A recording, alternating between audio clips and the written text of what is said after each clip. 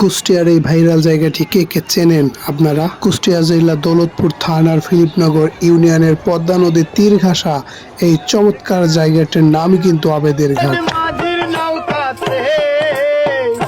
সবুজ ঘাসের ছলছলা পানির উপরে নৌকাগুলো চমৎকারভাবে বাঁধানো থাকে, দেখলে মন জুড়িয়ে যায়।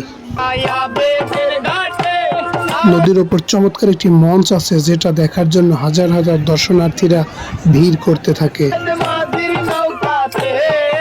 এমন চোখ জোড়ানো, মন ভোলানো অসাধারণ দৃশ্য আবেদের ঘাট ছাড়া আপনারা কোথায় দেখতে পাবেন?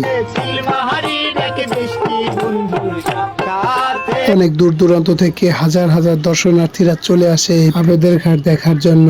আপনারা যারা এখন আবেদের ঘাট দেখেননি, আজই চলে আসুন আবেদের ঘাটটি দেখার জন্য।